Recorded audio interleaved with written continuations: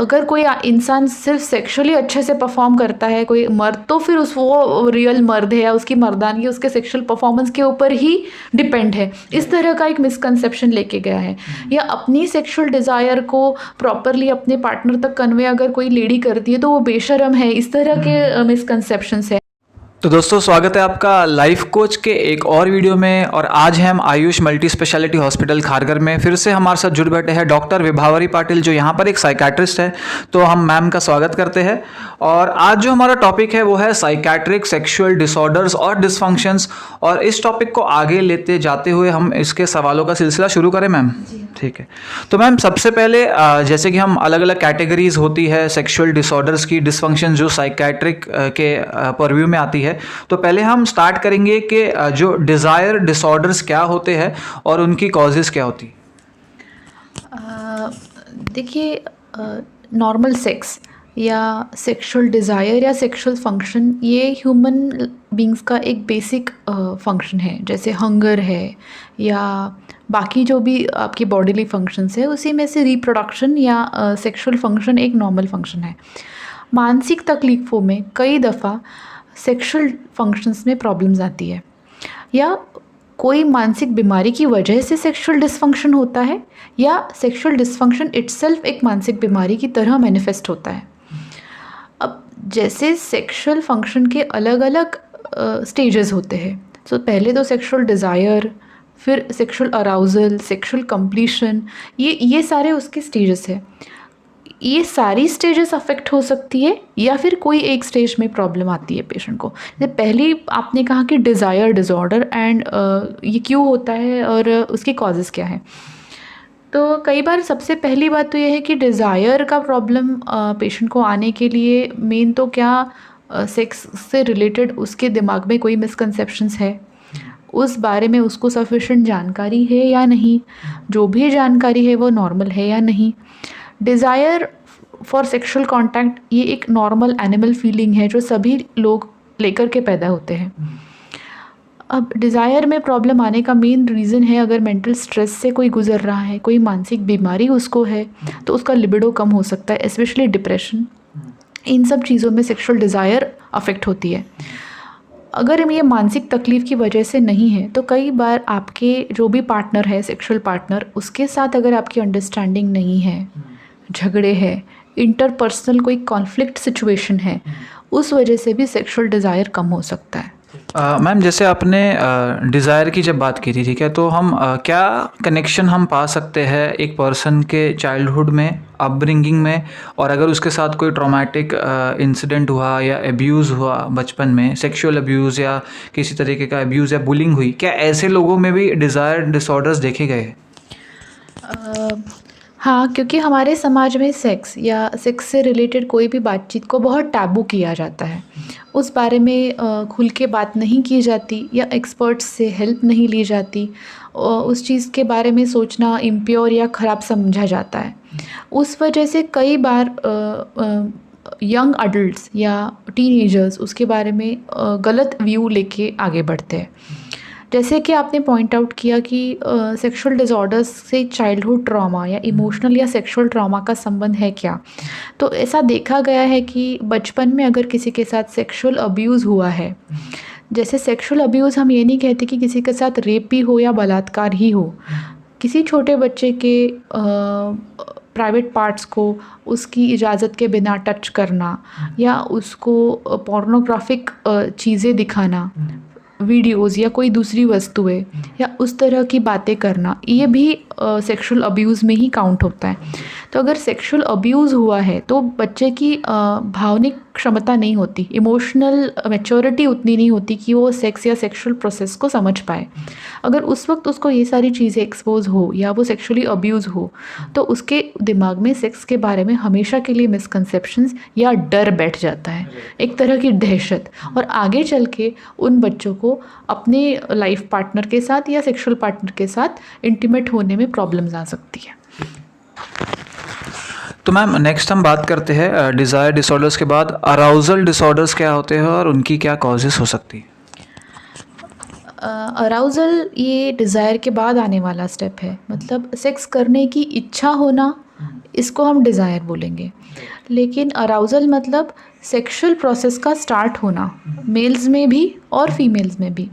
अब अराउज़ल होने में प्रॉब्लम्स के अनेक कारण हो सकते हैं। So the most common cause for sexual arousal का इशू है कि मेंटल स्ट्रेस, एंग्जाइटी या डिप्रेशन से अगर वो जूझ रहे हैं तो कई बार सेक्सुअल अराउज़ल में उनको प्रॉब्लम होती है। तो अगर इस तरह के कोई अगर प्रॉब्लम फेस कर रहा है तो पहली बात तो ये ढूंढना पड़ेगा कि अराउज़ल के लिए वो लोग क्या करते हैं। कई बार जैसे सेक्स की प्रोसेस में देखा जाता है कि सफिशेंट फोरप्ले नहीं है, उनको प्राइवेसी नहीं मिलती या ये भी प्रॉब्लम्स होती है, तो उस वजह से है, या उनको कोई मानसिक तकलीफ़ है उस वजह से है। तो ये है कि उनको सेक्स करने की इच्छा तो है लेकिन सेक्स की प्रोसेस इनिशिएट करने में उनको तकलीफ़ है। मैम नेक्स्ट हम आते हैं ऑर्गेज़म डिसऑर्डर्स की तरफ से, और इसकी क्या कॉजेस हो सकती हैं? Orgasm is the end of the sexual process. तो ऑर्गेज़म डिसऑर्डर्स के अंदर ये होता है कि बहुत से पेशेंट्स को एनऑर्गेज़मिया होता है, मतलब कि उनको डिज़ायर भी है, अराउज़ल भी है, वो सेक्सुअल कॉन्टैक्ट में पार्टिसिपेट भी करते हैं, लेकिन they can not reach orgasm because of many other reasons. Psychological reasons उसमें मेन है कि कोई किसी तरह से उनके अपने आप से बहुत ज़्यादा एक्सपेक्टेशंस भी कई बार होते हैं। सो वो कुछ लोग अपने लिए कोई टाइम लिमिट सेट कर लेते हैं कि इतनी देर ही सेक्सुअल परफॉर्मेंस होना चाहिए, अगर नहीं हुआ तो प्रॉब्लम है। दूसरा एक बहुत बड़ा मिसकंसेप्शन लोग लेकर चलते हैं कि हर सेक्सुअल कॉन्टैक्ट ये ऑर्गेज़म में ही एंड होना चाहिए। It is not necessary. So you can get involved in sexual contact with your partner without getting orgasm. तो हर sexual contact में आप पूरी तरह से satisfy होना ही चाहिए। हर बार हर इंसान ने अपने partner को satisfy करना ही चाहिए। It is not required, it is not necessary, and it is not normal. तो अगर ऑर्गेज़म में एंड नहीं हो रहा है सेक्सुअल कॉन्टैक्ट, इसका मतलब वो सेक्सुअल कॉन्टैक्ट एबनॉर्मल है या अच्छा नहीं है, ऐसा नहीं होता।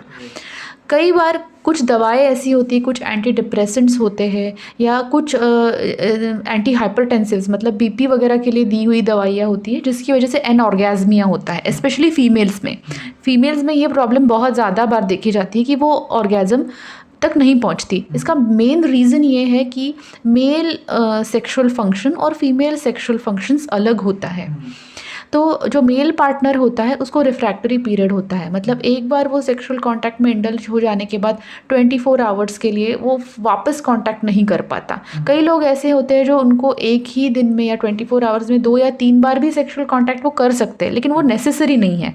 उनको रिफ्रैक्टरी पीरियड होता है कि वो एक बार सेक्सुअल कांटेक्ट करने के बाद तुरंत थोड़ी देर बाद नहीं करते।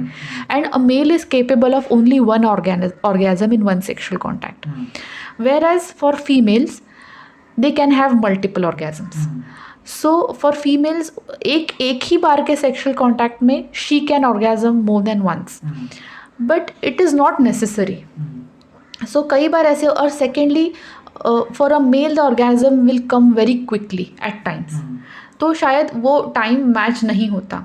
So he may climax before her and she may feel that it is not good for her or she was not satisfied. So there is a problem in timing. It is not the problem with the individuals या उन लोगों के कोई गलती की वजह से नहीं है. There is a basic difference between the sexual satisfaction of a man and a sexual satisfaction of a woman. वो आपकी बेसिक अपने आप की अंडरस्टैंडिंग से ही ये मैटर सॉल्व होता है. तो कई बार उनमें कोई फिजिकल प्रॉब्लम नहीं होता, कोई साइकोलॉजिकल प्रॉब्लम भी नहीं होता, लेकिन एक दूसरे की सेक्सुअल नीड्स को वो ठीक तरीके से इंटरप्रेट नहीं कर पाते या कन्वे नहीं कर पाते, और इस तरह का वो एनऑर्गेज़मिया करके वो सामने आता है। तो इससे हम कंक्लूड करते हैं कि ह्यूमन बीइंग कोई रोबोट नहीं है या मशीन नहीं है या कोई प्रोग्राम्ड, कोई एक ऐसे बोल सकते हो कि मशीन भी नहीं है कि जैसे आपने जो एक्सपेक्टेशंस रखी है कि आपका आज का परफॉर्मेंस वो कल के साथ मैच करेगा या आज से 3 साल का परफॉर्मेंस आज के साथ मैच करेगा, दूसरा आपका परफॉर्मेंस आपके फ्रेंड के साथ भी मैच नहीं करेगा, या आपका परफॉर्मेंस जो आप अनरियलिस्टिक पोर्नोग्राफिक वीडियोज़ देख रहे हो उसके साथ भी मैच नहीं करेगा। तो बहुत बार ऐसा देखा गया 1-2 केस स्टडीज़ में कि एक पर्टिकुलर पर्सन है वो परफॉर्म नहीं कर पा रहा रहा, क्योंकि इसके पहले उसके जो सेक्सुअल जो रिलेशनशिप्स थे मे बी वो पेड सेक्स में थे या प्रोस्टिट्यूट्स के साथ थे, और जहाँ पे उसे एम्बैरेसमेंट का फेस करना पड़ा या अनरियलिस्टिक जो एक्सपेक्टेशंस है वो मेट नहीं हुई, या वो पर्सन ने उसे क्रिटिसाइज़ किया या उसकी इमेज को हर्ट किया कि यार तू तो ऐसा है या तेरे से कुछ नहीं होगा, तो ऐसे सब वर्ड्स भी उन्हें ये मानने पे बिलीव कर देते हैं कि शायद we are not capable of performing, और ये एक मेंटल ब्लॉक बन जाता है। और हर बार वो एंटिसिपेशन में रहते हैं कि क्या इस बार परफॉर्म कर पाएंगे या नहीं कर पाएंगे, और उस डर से जो करंट प्रेजेंट है वहाँ पर भी वो, जैसे हमने बोला कि अराउजल या ऑर्गेजम में उनके प्रॉब्लम हो सकती है। ठीक है मैम, नेक्स्ट पे आते हैं pain disorder. Specifically I think women ज़्यादा एसोसिएट करती है इसके साथ, तो पेन डिसऑर्डर्स क्या होते हैं और इसकी क्या कॉजेस हो सकती है?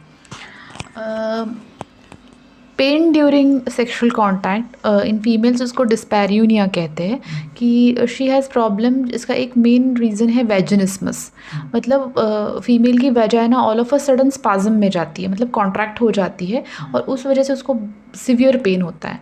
अब वेजिनिस्मस के बहुत रीजंस होते हैं, उसमें से साइकोलॉजिकली देखा जाए तो अगर उस औरत को बहुत ज़्यादा सेक्सुअल प्रोसेस के लिए बहुत डर या बहुत एंग्जाइटी है तो उसको अराउजल और डिज़ायर में प्रॉब्लम नहीं आएगा, लेकिन when the sexual contact becomes penetrative तो उसको बहुत ज़्यादा पेन होता है। तो इसके लिए मेन ट्रीटमेंट ये है कि उसका जो ये डर है, टेरराइज्ड है वो इस चीज़ को लेके, अगर वो ख़त्म हो जाए तो slowly steadily she is unable to relax basically, उस वजह से पेन है। दूसरा रीज़न है कि अगर वो उसके पहले डिलीवरीज हो गई है या कोई सर्जरी हुई है जिस वजह से उसकी वजाइना में स्टिचेस है या कोई ज़ख्म है या कोई किसी तरह का उसको इन्फेक्शन है वजाइना में या सर्विक्स में, या उस वजह से भी उसको पेन हो सकता है। तो वो ये रीज़न्स रूल आउट करना ज़रूरी है। बहुत ज़्यादा ड्राई वजाइना होने की वजह से, जो हार्मोनल प्रॉब्लम्स की वजह से आता है, उस वजह से भी पेशेंट को बहुत ज़्यादा पेन हो सकता है। तो एक रीज़न है। इवन मेल्स में भी पेनफुल इरेक्शंस होते हैं जिसको प्रियापिज्म कहते हैं। तो बहुत ज़्यादा कई मात्रा में कुछ लोग वाइग्रा या इरेक्टाइल फंक्शन सुधारने के लिए ड्रग्स वगैरह यूज़ करते हैं, टैबलेट्स वगैरह लेते हैं, उस वजह से भी कई दफ़ा मेल्स में पेनफुल इरेक्शंस हो सकते हैं जिस वजह से कॉन्टैक्ट में प्रॉब्लम आता है। तो पेनफुल डिसऑर्डर्स में मैं ये ऐड करना चाहूँगा, यूजुअली ये देखा गया है कि जो न्यूली मैरिड कपल्स है, ठीक है, तो खासकर जो मेल काउंटर पार्ट है उसकी पहले से ये कुछ एक्सपेक्टेशंस होती है अपनी फीमेल वाइफ से, और ये एक्सपेक्टेशन जनरली उसके फ्रेंड्स के थ्रू होती है कि this is your first night और तुझे परफॉर्म करना है, या पर्टिकुलर लेवल की तेरी परफॉर्मेंस होनी चाहिए, या इस पर डिपेंड होगा कि तेरी वाइफ तेरे साथ रहेगी कि नहीं। ये बहुत बड़ा एक मिसकंसेप्शन है कि अगर तेरी सेक्शुअल परफॉर्मेंस है तो तेरी वाइफ तेरी बन के रहेगी। और इस वजह से सपोज ऐसे कि किसी पार्टनर को पेन डिसऑर्डर है, ठीक है, और उस पर्सन के साथ तो हस्बैंड को और ज़्यादा सेंसिटिव होना चाहिए, उसको केयरिंग होना चाहिए, अफेक्शनेट होना चाहिए, इवन उसको डिले करना चाहिए अपना जो इंटरकोर्स है ओवर डेज और मंथ्स, ठीक है। जो ये फर्स्ट नाइट परफॉर्मेंस का प्रेशर पर्सन के ऊपर है और जो सामने वाले पर्सन की एंजाइटी, ये दोनों एक डिजास्टर हो जाता है। तो यहाँ पे एक पर्सन है जो करना ही चाहता है परफॉर्म और दूसरी पर्सन है वो रेडी ही नहीं है, और इस वजह से दोनों सेम पेज पे नहीं है। इवन मैं तो इसको बहुत सारे केस में बोलूँगा कि ये मैरिटल रेप के उसमें भी चला जा सकता है कभी, कि एक फोर्सफुल वे में के। तो ये यहाँ पर मैं सिर्फ ये कहना चाहूँगा कि अगर आपके पार्टनर को ऐसा पेन डिसऑर्डर है और आप ऐसे डिस्कम्फर्ट पा रहे हो, आप फील कर रहे हो कि वो पर्सन या अराउज नहीं हो रहा या उस पर्सन को थोड़ा टाइम चाहिए, तो आपको उस टाइम पे थोड़ा सा टाइम देना चाहिए, समझना चाहिए, ताकि आप ये अगर आप दिखाते हो तो आई थिंक आप ज़्यादा लविंग हस्बैंड हो। अगर आप अंडरस्टैंडिंग दिखाते हो तो ये शायद वो पर्सन को रिटेन करेगा लाइफ टाइम के लिए आपके साथ, ना कि आपका फोर्सफुल सेक्सुअल परफॉर्मेंस। ठीक है मैम, कुछ ऐड करना है आपको इसमें? इसका और एक रीज़न है, कल्चरल इन्फ्लुएंसेस भी हमारे सेक्सुअल कंडक्ट को बहुत ज़्यादा गवर्न करते हैं। जैसे भारत में या ईस्टर्न कल्चर्स में ऐसा इनफैक्ट हर जगह ये देखा गया है कि अगर बिकॉज मेल पार्टनर जो है वो एक्टिव पार्टनर है, female partner is a passive partner, ऐसा एक डॉगमा समाज ने बना के रखा है। अगर कोई इंसान सिर्फ सेक्सुअली अच्छे से परफॉर्म करता है कोई मर्द, तो फिर वो रियल मर्द है या उसकी मर्दानगी उसके सेक्सुअल परफॉर्मेंस के ऊपर ही डिपेंड है। इस तरह का एक मिसकंसेप्शन लेके गया है। या अपनी सेक्सुअल डिज़ायर को प्रॉपरली अपने पार्टनर तक कन्वे अगर कोई लेडी करती है तो वो बेशरम है, इस तरह के मिसकंसेप्शंस है। इस वजह से ये जो भी कपल है, अगर वो शादी कर रहा है या एक दूसरे के साथ लविंग रिलेशनशिप में है, तो वो बाकी सारी चीज़ों को खुल के डिस्कस करेंगे, लेकिन सेक्स को ठीक से आपस में डिस्कस नहीं करते। There is no proper understanding, वो इंटीमेसी नहीं होती, उस वजह से मिसमैच ज़्यादा होता है। और इसका कारण बहुत जैसे मैंने आपसे पहले भी कहा कि सेक्स को टैबू कर देना और उससे रिलेटेड एक फिक्स्ड माइंडसेट रखना कि अगर ये नहीं हुआ तो he is not a man enough, and if ये अगर वो ऐसा कर रही है तो she is not a good woman. तो ये एक है कि इस चीज़ को एड्रेस करना बहुत ज़रूरी है। तो इसमें छोटा सा मैं ऐड करना चाहूँगा कि आप सेक्स की कोई मैन्युअल लेके मत चलो कि सेक्स में ये डूज एंड डोंट्स है या ये उसका टाइमिंग है। आप लाइक जैसे मैंने बोला, आपकी कोई मशीन नहीं होगी जिसके साथ एक मैन्युअल आई थी, आपको एज इट इज़ चलना है। ये दिस इज़ एक अंडरस्टैंडिंग के ऊपर है जो दोनों लोग एग्री करते हैं, म्यूचुअली एग्री करते हैं, और उसमें जो आपके लिए रूल है वो शायद किसी और के लिए नहीं है, जो किसी और का रूल है जो उनके लिए नॉर्मल है वो शायद आपके लिए नॉर्मल नहीं है। मैम नेक्स्ट हम आते हैं हाइपर सेक्सुअलिटी पे। ज़्यादातर देखा गया कि कोई मेन में, इवन टीनेजर्स में कंपल्सिव मास्टरबेशन स्टार्ट होता है, या कोई मेन में ऑलमोस्ट लाइफ टाइम तक कंपल्सिव मास्टरबेशन है, वॉचिंग पॉर्न है, और हाइपर सेक्सुअलिटी भी है कि उनका ऑलरेडी पार्टनर है, मैरिड है या अनमैरिड है, और साथ में मल्टीपल पार्टनर्स है और वो कंटिन्यूसली इस चीज़ को एक्सपेरिमेंट करते रहते हैं। तो हाइपर सेक्सुअलिटी की क्या कॉजेज़ हो सकती है? सबसे पहले मैं बोलूँगी कि हाइपर सेक्सुअलिटी की क्या डेफिनेशन हो सकती है। हाइपर सेक्सुअलिटी उसे कहते हैं जिसमें आदमी या औरत जो भी है उसका सेक्सुअल डिज़ायर बहुत ज़्यादा है, और वो सेक्सुअल डिज़ायर बहुत एक्सप्लिसिट है, वो उसके लिए बहुत ज़्यादा डेस्परेट है, और that is taking toll on all other parts और एस्पेक्ट्स ऑफ हिज लाइफ। उसको हाइपर सेक्सुअलिटी कहा जाता है। Now a person having multiple sexual partner doesn't count to be hyper sexuality. Okay, उसको हम हाइपर सेक्सुअलिटी नहीं कहते। हाइपर सेक्सुअलिटी उसे कहते हैं कि वो हर बार एक्सप्लिसिटली सेक्स की बात करे, अपोजिट सेक्स से जो भी कोई हो उससे सेक्स की डिमांड करे, या फिर at times he is extremely exploitative with his wife when she wife और अदर सेक्सुअल पार्टनर, अगर उसकी इच्छा ना भी है तो वो हर वक्त वही मांगे कि भाई he is just wants to indulge in sexual activity. So that is hyper sexuality. अब आपने जैसे कहा कि टीनेजर्स है जिसमें पॉर्न को ये करना या मास्टरबेशन करना, so even excessive masturbation will not come in hyper sexuality. Masturbation is a common phenomenon, और वो ह्यूमन बींग्स में कई हद तक नॉर्मल भी है। जब बच्चे बड़े होते हैं, टीनेज में जाते हैं, एक्सपेरिमेंट करना शुरू करते हैं, उनकी बॉडी रैपिडली बढ़ रही होती है, उनके हार्मोन्स बहुत ज़्यादा मात्रा में सिक्रीट होते हैं बिकॉज उनकी बॉडी का विकास हो रहा होता है। उस वक्त में सेक्सुअलिटी के साथ एक्सपेरिमेंट करना इज़ अ नॉर्मल थिंग। कई बार उसमें वो पोर्नोग्राफिक वीडियोज़ या कुछ लिटरेचर देखा जाता है, और masturbation comes as a natural phenomena. हाँ, अगर ऐसा है कि उस वजह से वो the masturbation is taking the place of all the other normal activities of their life, then it becomes pathological. So वो एक चीज़ है।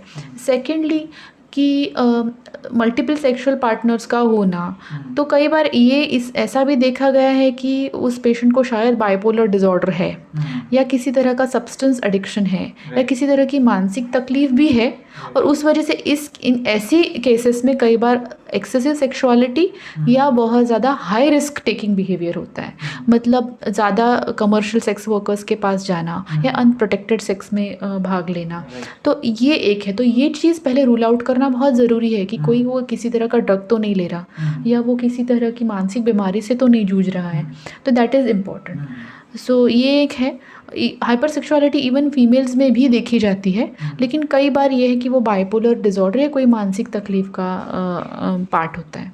ठीक है। तो कंक्लूड करेंगे कि हाइपर सेक्सुअलिटी तो मानी जाएगी अगर ज़्यादा ऑब्जेक्टिफिकेशन है सामने वाले हाँ। पर्सन का, उस पर्सन को सिर्फ अपनी सेटिस्फैक्शन का एक जरिया समझना, उसकी इंडिविजुअलिटी को रिजेक्ट करना, उसकी बाकी जो अच्छाइयाँ हैं उसको। और उस इंसान के लाइफ में उसका वर्क, उसकी सोशल रिलेशनशिप्स, उसका बाकी सारी चीज़ें, उसके ऊपर sex becomes the prominent part of it.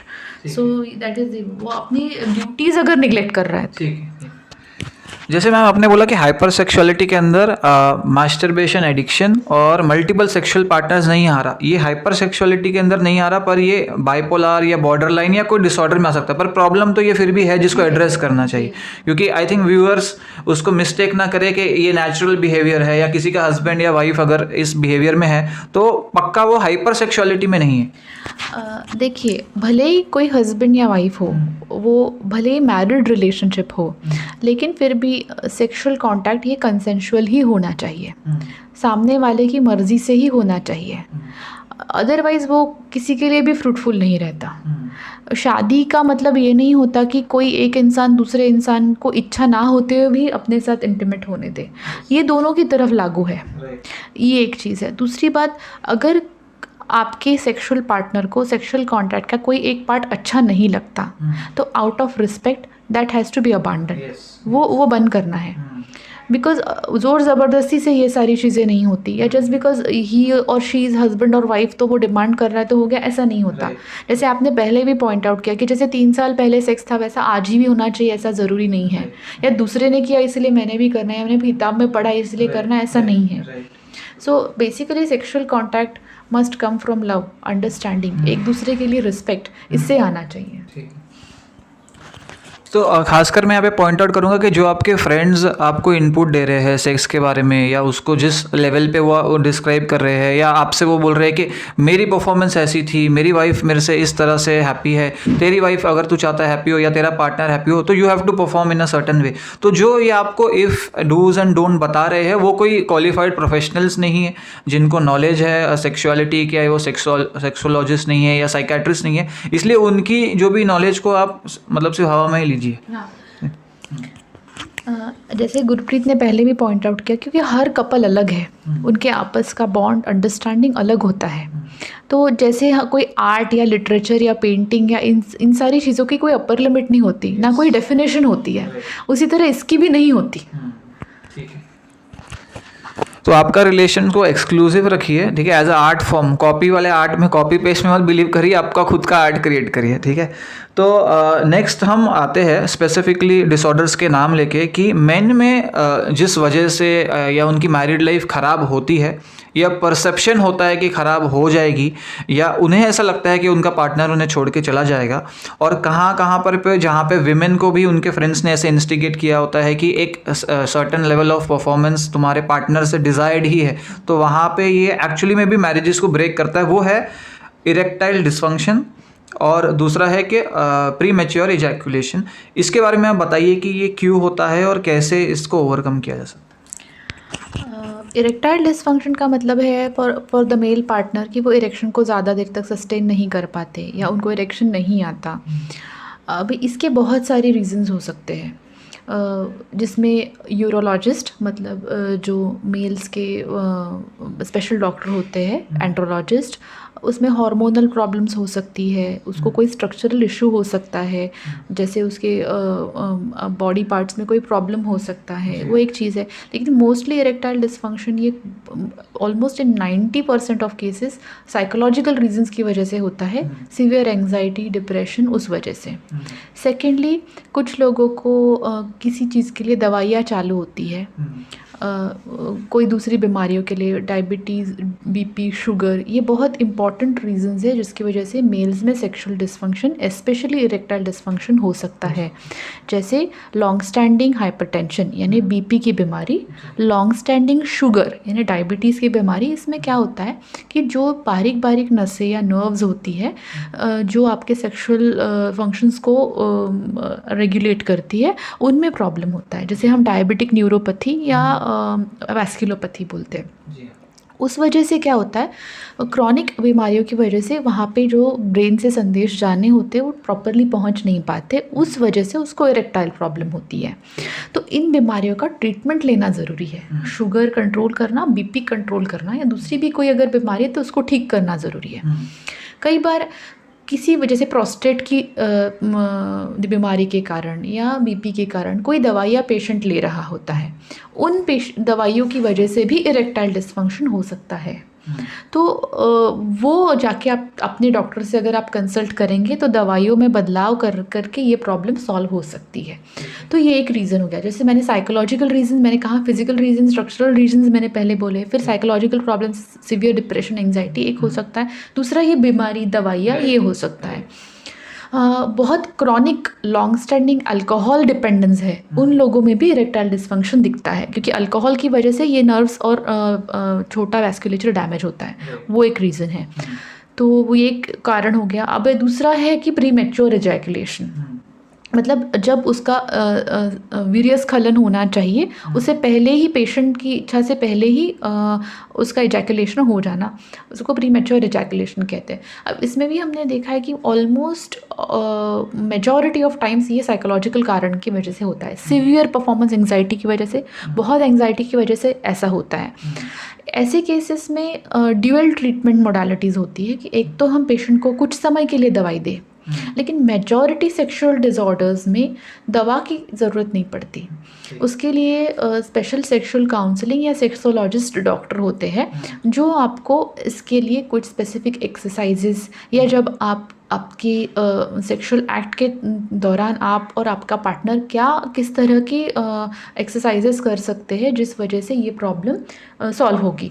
तो ये इरेक्टाइल डिस्फंक्शन और प्रीमेच्योर इजैकुलेशन ये मर्दों में होते तो है, लेकिन ये ट्रीटेबल डिसऑर्डर्स है। तो इसमें मैं ऐड करूंगा, जैसे कि मैम ने कहा कि इरेक्टाइल डिस्फंक्शन और अर्ली इजैकुलेशन, ठीक है, ये दोनों के बहुत सारे मल्टीपल रीजंस हैं। 90% रीजन साइकेट्रिक साइकोलॉजिकल रीजंस होते हैं। कहाँ पे ये फिजियोलॉजिकल रीजंस हो सकते हैं। इसमें एक चीज़ मैं ऐड करना चाहूँगा कि मैक्सिमम अगर आप इंटरनेट पे जा रहे हो, या जैसे अगर आप पॉर्न वॉच कर रहे हो, पॉर्न वेबसाइट्स पे जा रहे हो, वहाँ पे कंटिन्यूसली हज़ारों एड्स चल रही है जो आपको क्लेम कर रही है कि आपका सेक्शुअल परफॉर्मेंस वो बूस्ट करेगी या आपका ऑर्गन का साइज़ वो एनलार्ज करेंगे। ऑर्गन साइज के बारे में भी बात करेंगे। तो वो साइज को बढ़ाएगी, आपकी परफॉर्मेंस को बढ़ाएगी, आपको वो लंबे टाइम तक कंटिन्यू करने देगी। और यूजली आपका और ज़्यादातर जो है दवाइयाँ हैं, मे बी आयुर्वेदिक उनका बेस होता होगा, या मे बी वो जैसे सिडेनेफिल सिट्रेट या वाइग्रा के कंपोनेंट अंदर होते होंगे, ठीक है। अब बिना ये जाने कि आपका जो सेक्सुअल डिस्फंक्शन है, इरेक्टाइल डिस्फंक्शन है, वो कहाँ से आ रहा है, आप उसको एक तरफ ट्रीट करने जा रहे हो। आपको ये पता ही नहीं है कि अगर 90% लोगों का ये साइकोलॉजिकल है, वो साइकोलॉजिकल, तो दवाई वो साइकोलॉजिकल को इश्यू को कैसे सॉल्व कर रही है, और आप उसका ट्रीटमेंट वहाँ पे सीख करने जा रहे हो, जो आप मिसगाइड हो रहे हो। इसलिए आप डॉक्टर की सलाह लीजिए, ये सब एड्स के चक्कर में मत पड़िए।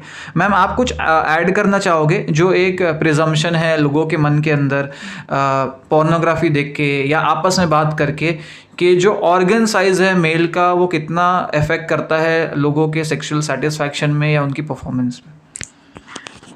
जहाँ तक कि साइंटिफिक रिसर्च और हमारे एम्पिरिकल एविडेंस का कहना है, ऑर्गन साइज़ का और सेक्सुअल सेटिस्फैक्शन का कोई संबंध नहीं होता।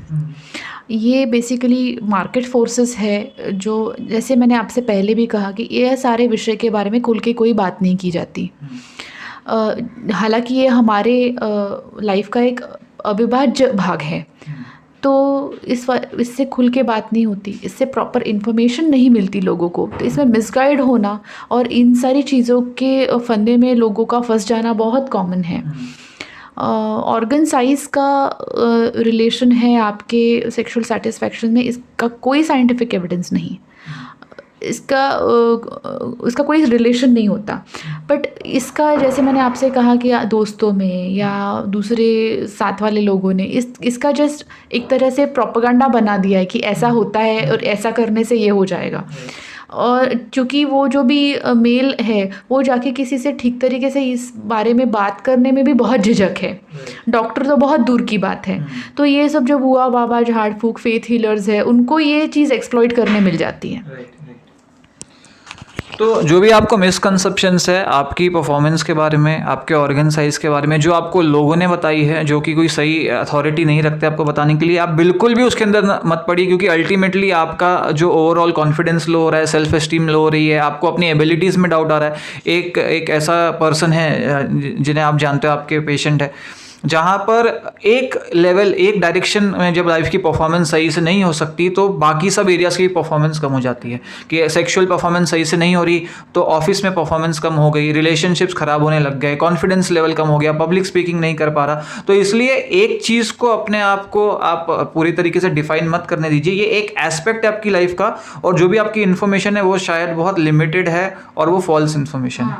ठीक है मैम, नेक्स्ट आते हैं विद रिस्पेक्ट टू विमेन। जैसे हमने डिस्कस किया था कि फियर है, रिलैक्स होने में डिफ़िकल्ट है, और पेनफुल इंटरकोर्स का जो डर है, जो खासकर जब नए नए मैरिड कपल्स में फीमेल को होते हैं, इसके बारे में थोड़ा सा लाइट डाल।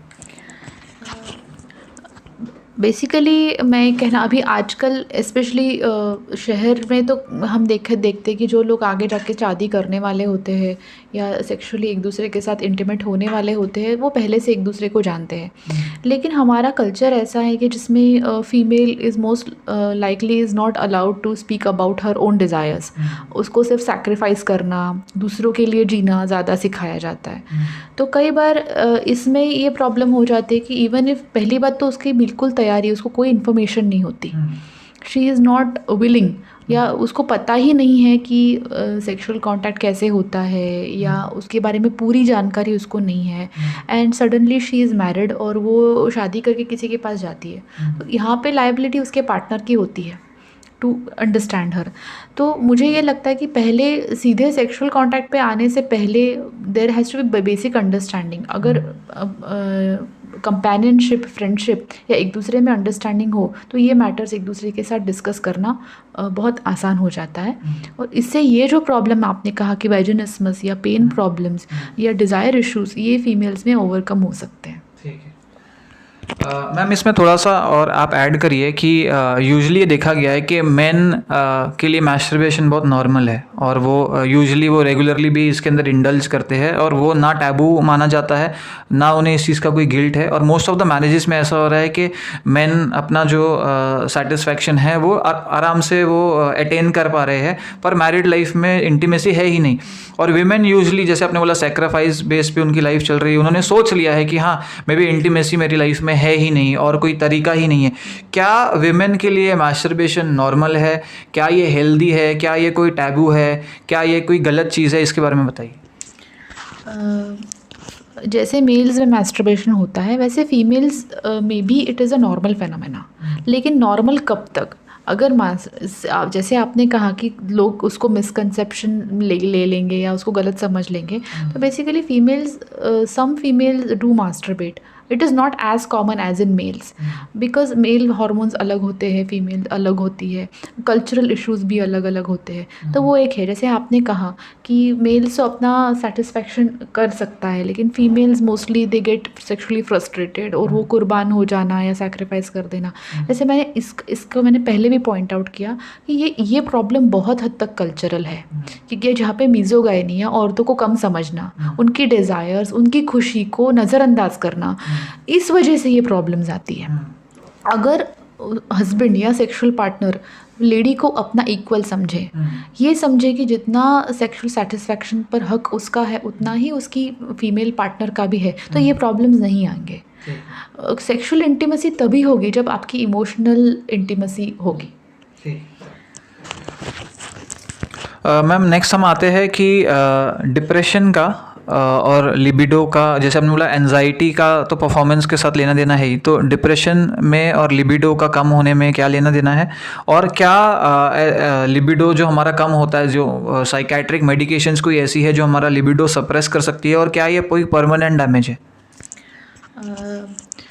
डिप्रेशन का और लिबिडो का संबंध है, वो एक डायग्नोस्टिक क्राइटेरिया है डिप्रेशन के लिए कि अगर दूसरे बाकी सारे क्लिनिकल फीचर जैसे उदास होना, रोना, सुसाइडल आइडिएट्स आना, काम में मन ना लगना, सोशल कांटेक्ट कम होना, इसी के साथ लॉस ऑफ लिबिडो एक डायग्नोस्टिक फीचर है। तो बिकॉज ऑफ द डिप्रेशन जैसी बीमारी है उसमें सेक्सुअल डिज़ायर का कम हो जाना इज़ अ नॉर्मल थिंग। अगर आप डिप्रेशन को ट्रीट करेंगे तो लिबिडो विल बी रिस्टोर्ड। देख, आपने एक पॉइंट आउट किया कि एंटी डिप्रेसेंट्स का और लिबिडो का कोई संबंध है क्या। तो एंटी डिप्रेसेंट्स एक्चुअली डिप्रेशन को कम करते हैं। अगर डिप्रेशन कम होता है तो पेशेंट का लिबिडो बढ़ता है। Libido means the desire to have sex. Now कई एंटी डिप्रेसेंट्स में देखा गया है कि एज अ साइड इफ़ेक्ट उसमें एनऑर्गेज़मिया या इरेक्टाइल डिसफंक्शन आता है, बट ये परमानेंट डैमेज नहीं है। पेशेंट का डिप्रेशन ठीक हो जाने के बाद, अगर कोई पेशेंट ट्रीटमेंट शुरू करने के बाद, दवा खाने के बाद अगर उसको सेक्सुअल डिसफंक्शन हो रहा है तो उसने अगर ये बात डॉक्टर के पास आके रिपोर्ट करी तो वो एंटी डिप्रेसेंट चेंज कर देंगे। इसीलिए doctor most of the time CBT या थेरेपी पे बहुत इंसिस्ट करते हैं, क्योंकि दवा के साथ अगर आप सीबीटी और थेरेपी करवाएंगे तो दवा का डोज भी कम होगा और दवा से साइड इफ़ेक्ट भी कम हो जाते हैं। सारे एंटी डिप्रेसेंट इरेक्टाइल डिसफंक्शन या सेक्सुअल डिसफंक्शन कॉज नहीं करते। कुछ क्लास ही ऐसा है जिसकी वजह से ऐसा होता है। तो अगर दवा खाने के बाद पेशेंट को ऐसा लगता है कि उसको प्रॉब्लम हो रही है तो डॉक्टर के पास जाके वो रिपोर्ट कर सकता है, जिससे उसकी दवा बदल दी जा सकती है। और वो परमानेंट डैमेज नहीं है। एक बार दवा ख़त्म हो जाएगी या दवा बंद कर दी जाएगी तो the problem will be solved. तो मैम हम ऑलमोस्ट आखिर में आ गए हमारे सवाल के। ये सवाल है कि बहुत से फैमिलीज़ में इंडिया में, ठीक है, ऑलमोस्ट बहुत सी फैमिलीज़ में सेक्सुअल डिसफंक्शन भी एग्जिस्ट कर रहा है, ठीक है, इरेक्टाइल डिसफंक्शन, इजैकुलेशन भी एग्जिस्ट कर रहा है, अराउजल डिसऑर्डर्स भी एग्जिस्ट कर रहे हैं, ऑर्गेजमिक डिसऑर्डर्स भी और पेन डिसऑर्डर्स भी ये एग्जिस्ट कर रहे हैं, ठीक है। क्योंकि इस टॉपिक के बारे में बात नहीं की जाती तो ये सब हिडन है। हो सकता है कि faulty cope up mechanism use की जाए, या हस्बैंड है अपने आप को वो डायरेक्ट करने के लिए वो अल्कोहल का सहारा ले रहा है, या कोई लोगों ने उसे बोल दिया कि एक पर्टिकुलर ड्रग तू स्मोक कर ले या वीड ले ले, या इस चीज़ से जो भी उनके नुस्खे है वो आजमा रहे हैं, ठीक है। तो सही गाइडेंस नहीं है, ठीक है। तो सबसे पहली चीज़ तो हेल्प तो कोई सीख कर नहीं रहा, कोई साइकेट्रिस्ट को विजिट नहीं कर रहा, कोई सेक्सोलॉजिस्ट को विजिट नहीं कर रहा, कोई यूरोलॉजिस्ट को विजिट नहीं कर रहा, या कोई एंडोक्रिनोलॉजिस्ट को विजिट नहीं कर रहा। तो आप क्या सजेशन देते हो ऐसी फैमिलीज़ में जहाँ पे किसी भी तरह का सेक्सुअल डिसफंक्शन एग्जिस्ट करता है, उन्हें इमीडिएटली क्या करना चाहिए? सबसे पहले तो मैं ये बोलूँगी कि अगर सेक्सुअल डिसफंक्शन है किसी भी प्रकार का, या कोई भी तरह का सेक्सुअल डिससैटिस्फैक्शन है, तो सबसे पहले अपने पार्टनर से उस चीज़ को डिस्कस करिए। आपका प्रॉब्लम है ये पहली बार डिनाई करना छोड़ के उसको एक्नॉलेज करिए। अपने पार्टनर से कहिए कि आप किसी इस तरह की या सेक्सुअल प्रॉब्लम से जूझ रहे हैं। बिकॉज़ कई दफ़े हमने ये देखा है कि वाइफ रिपोर्ट करती है कि उसको इश्यू, और हस्बैंड बोलता है कि ये तो पहली बार आपको बोल रही है मैडम, मुझे तो इसने आज तक नहीं बोला। सो ये इस तरह से होता है। आपस में डिस्कस करिए। जब आप आपस में अपनी चीज़ को एक्नॉलेज करेंगे, पहले डिनाई करना छोड़ेंगे, पार्टनर को बताएंगे, तो सबसे पहले पार्टनर रिसेप्टिव होना बहुत ज़रूरी है। बिकॉज सेक्सुअल कॉन्टैक्ट ये तो डायड है, दो लोग इसमें इन्वॉल्व है।